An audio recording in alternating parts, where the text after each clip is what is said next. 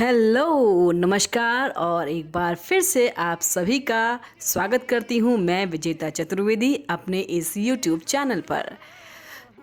दोस्तों आज मैं आपसे बात कर रही हूँ ट्रेजेडी किंग यूसुफ खान यानी कि दिलीप कुमार के बारे में।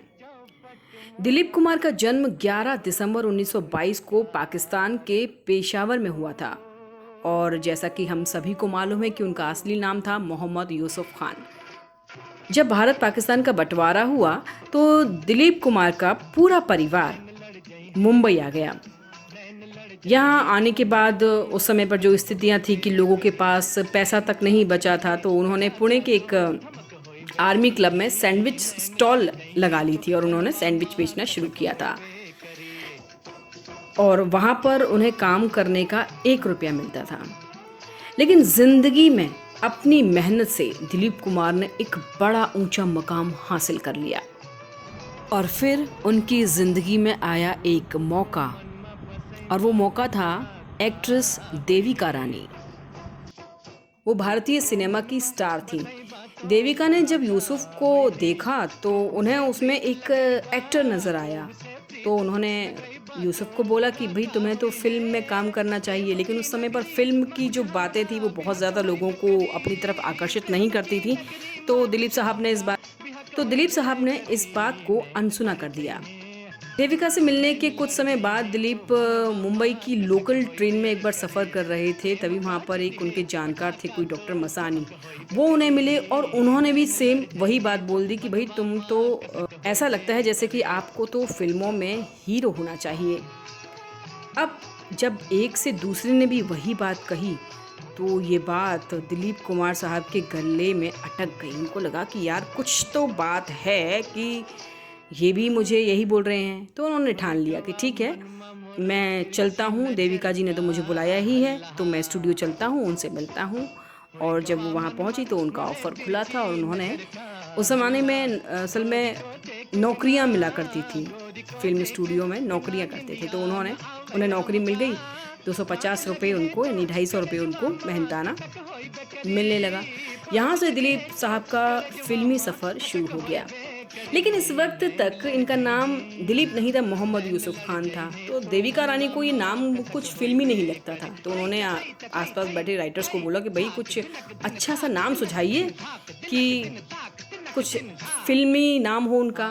तो सब लोगों ने सुझाया और सबकी सहमति से दिलीप कुमार उनका नाम जो है वो सेट कर दिया गया। मैं यूसुफ से दिलीप बने इस नए लड़के की फिल्म ज्वार भाटा रिलीज़ हुई, लेकिन फिल्म चली नहीं। दिलीप कुमार की दूसरी फिल्म थी प्रतिमा 1942 में, ये भी फ्लॉप रही। फिर 1946 में डायरेक्टर नितिन बोस की फिल्म मिलन आई, इसमें लीड रोल में थे दिलीप कुमार और ये फिल्म हिट हो गई। इसके बाद तो लगातार बहुत सारी फिल्में उन्होंने हिट दी, जुगनू, शहीद, अंदाज, जोगन, दाग, आन, देवदास, नया दौर और मुगल आजम जैसी सुपर हिट फिल्में। और मालूम है वो 25 साल की उम्र में देश के नंबर 1 एक्टर बन गए। हर एक की ज़ुबान पर सिर्फ एक नाम था, दिलीप कुमार। इसलिए उन्हें बहुत सारे फिल्म फेयर अवार्ड दिए गए, बहुत जगह। फिर अब तो उनको पद्म भूषण भी दिया गया, दादा साहब फाल्के अवार्ड भी दिया गया और उनको पाकिस्तान के सर्वोच्च नागरिक का भी सम्मान मिल चुका है। अब मैं बात करती हूँ दिलीप कुमार की पर्सनल लाइफ का। हाँ, ये तो थी उनकी प्रोफेशनल लाइफ की किस तरह से उन्होंने फिल्मों में कदम रखा, कैसे वो यहाँ तक पहुँचे और इतने बड़े स्टार बन गए। लेकिन साथ ही साथ वो यंग थे, सभी का अट्रैक्शन भी थे। ऐसे में एक्ट्रेस का अट्रैक्शन बन जाना कोई बड़ी बात नहीं होती। उनकी बहुत चर्चित लव स्टोरी जो हमने सुनी है वो सुनी है मधुबाला के साथ में। कहा जाता है कि मधुबाला और दिलीप कुमार को पहली नज़र में ही एक दूसरे से प्यार हो गया था। यही नहीं, मधुबाला ने अपने एक मेकअप आर्टिस्ट के हाथों दिलीप साहब को उर्दू में ख़त लिखा और साथ में एक गुलाब दिया और उस ख़त में लिखा था कि अगर आप मुझे चाहते हो तो ये गुलाब कबूल फरमाइए, वरना इसे वापस कर दीजिए। अब मधुबाला की खूबसूरती के आगे दिलीप साहब भी फिसल गए। दोनों के इश्क की शुरुआत यहीं से हो गई थी। दोनों का प्यार परवान चढ़ रहा था। ऑन स्क्रीन भी दोनों की जोड़ी को खूब पसंद किया जाने लगा। इसी बीच एक बार दिलीप कुमार ने अपनी बहन को मधुबाला के घर शादी का रिश्ता लेकर भेज दिया और कहा कि अगर उनके घर वाले तैयार होंगे तो वो 7 दिनों के अंदर ही मधुबाला से शादी कर लेंगे। लेकिन जैसे कि हर लव स्टोरी में कोई ना कोई अड़ंगा ज़रूर होता है या कहें कि कोई ना कोई ऐसा ज़रूर होता है जिसको हम विलन बोल सकते हैं। ऐसा विलन इनकी लव स्टोरी में भी था। वो था मधुबाला जी के पिता अताउल्ला खान। उन्होंने इस रिश्ते से साफ मना कर दिया। अब तो ये स्टोरी यहीं ख़त्म हो जाती, लेकिन फिर भी जब फिल्मों की शूटिंग चल रही थी, दोनों बहुत सारी फिल्में एक साथ कर रहे थे, उस समय पर दिलीप कुमार ने फिर मधुबाला को ऑफ़र दिया, क्योंकि वो प्यार तो एक दूसरे से करते ही थे और किसी के कहने से एकदम से प्यार ख़त्म तो नहीं हो जाता। वो कहा कि अगर तुम अपने पिताजी को छोड़ दो तो मैं तुमसे कल ही शादी कर लूँ, तुम्हें अपने पिताजी से सारे रिश्ते ख़त्म करने होंगे। लेकिन उस ज़माने में ये सब कर पाना बहुत मुश्किल था। चाहे वो भले ही एक्ट्रेस थी, लेकिन मधुबाला के लिए ये सब करना बेहद मुश्किल था। जब कोई जवाब उन्हें वक्त पर नहीं मिला तो उन्होंने हमेशा के लिए उनसे आंखें फेर ली और दिलीप कुमार बिल्कुल उनकी ज़िंदगी से चले गए। हालांकि इसके बाद उन्होंने फिल्में तो बहुत सारी की थी, लेकिन फिर वो एक दूसरे से नज़रें चुराने लगे थे और यहीं पर इनकी प्रेम कहानी समाप्त हो गई, अधूरी प्रेम कहानी समाप्त हो गई। लेकिन ज़िंदगी चलने का नाम है। दिलीप कुमार की ज़िंदगी में आ चुकी थी सायरा बानो।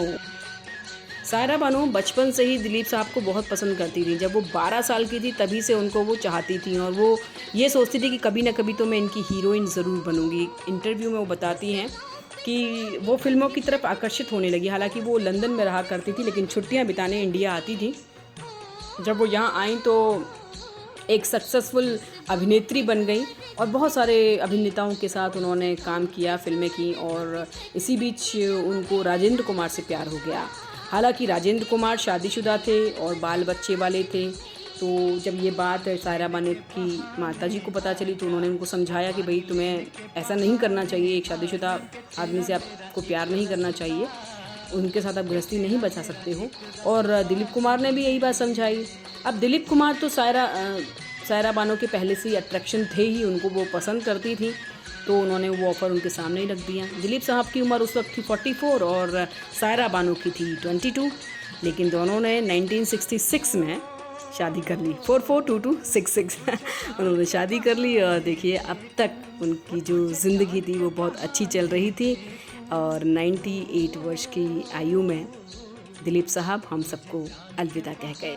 लेकिन एक अच्छी जर्नी उनकी लाइफ की रही। उनकी लाइफ पर बहुत सारी फिल्में भी बन सकती हैं, हो सकता है बन भी जाए, हम इंतज़ार करते हैं।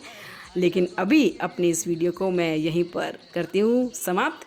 नमस्कार, बाय बाय।